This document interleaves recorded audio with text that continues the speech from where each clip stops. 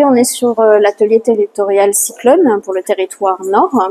Donc c'est une initiative qui a été prise conjointement par la CINOR et les 3 communes membres afin de préparer la saison cyclonique à venir. En effet, on a vu avec Garance que on est maintenant sur des générations de cyclones qui risquent d'être plus conséquentes et il y a besoin que tout le monde se mobilise pour être réellement prêt au niveau opérationnel. Donc on a mis en place un comité technique un peu permanent entre la CINOR et les communes avec des référents. Et on a 6 grands sujets qu'on travaille ensemble. Alors aujourd'hui c'est un point fort. On avait eu le rétex le 2 avril. Aujourd'hui on fait le point. Mais bien sûr on continue à travailler pour être prêt pour la saison cyclonique, pour s'activer pendant le cyclone et ensuite pour réparer bien sûr. Donc les 6 grands sujets sur lesquels on travaille. Alors d'abord il y a la protection, la gestion du risque avec la protection du territoire et la protection des personnes. Sur la protection du territoire, le grand sujet, bien sûr, c'est la question des inondations, des ravines, sur lequel on a pu travailler de manière très étroite avec l'État. Sur le deuxième sujet, donc toujours la protection du territoire, mais les personnes. Donc il y a un atelier qui s'est mis en place pour savoir concrètement comment on sensibilise les citoyens. Et donc, lors du prochain Ambition Planète, le 5 novembre, on aura un grand moment citoyen avec des ambassadeurs qui seront formés pour pouvoir accompagner la population sur le territoire à la préparation cyclonique.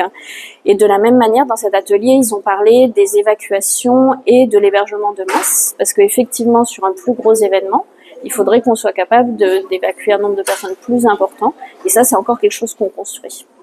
Le 3e atelier, c'est un peu plus classique. 3e, 4e et 5e, c'est un petit peu plus classique. Le 3e, c'est eau potable et assainissement.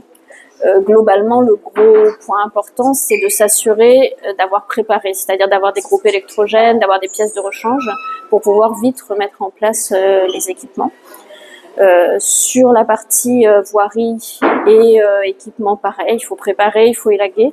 Et là, l'élagage, c'est pas que les collectivités, c'est pas que les pouvoirs publics, c'est chaque citoyen, chaque particulier qui doit élaguer, parce qu'un arbre dans la cour de quelqu'un, on fait tomber un fil électrique, on a tout un quartier et on a plus d'eau potable. Voilà. Donc il y a vraiment, c'est important, il y a des dispositifs d'aide qui existent quand on n'a pas les moyens d'élaguer, mais il faut le faire. Voilà. Sur le 5e atelier, on a parlé de tout ce qui est dégagement des déchets. Ils sont en train d'en parler là. Dégagement des déchets verts. Il y a une grosse organisation qui s'est mise en place après Bellal. Donc là, on commence à avoir une certaine expérience avec des plateformes intermédiaires qui permettent de stocker tous les déchets. Un réseau de collecteurs avec même des agriculteurs, etc., et leurs tracteurs qui viennent collecter. Et là, on travaille sur les exutoires. Parce que c'est vrai qu'une fois qu'on a stocké tout ça, il faut bien écouler. Et donc là, le sujet du jour, c'est vraiment de s'assurer que les exutoires sont opérationnels. Et enfin, le 6e atelier, qui semble un peu technique, mais qui est vraiment très important, c'est la coordination des systèmes d'information. Une fois que chacun intervient, il faut être capable de mutualiser et de dire à tel endroit il y a tel problème, ça y est, je l'ai résolu. Et donc là-dessus, on a l'équipe des informaticiens qui sont en train de travailler sur un premier outil pour réunir les informations et mieux travailler ensemble. Ça nous permettra aussi de mieux communiquer concrètement, c'est-à-dire de pouvoir transmettre des infos les plus exactes possibles aux médias pour que la population soit informée en temps réel.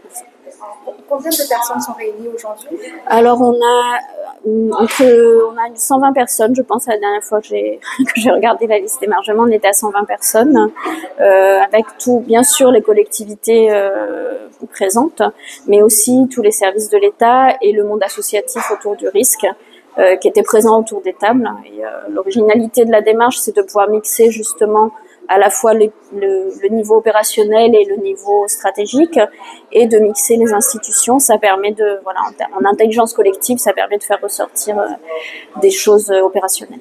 Merci beaucoup.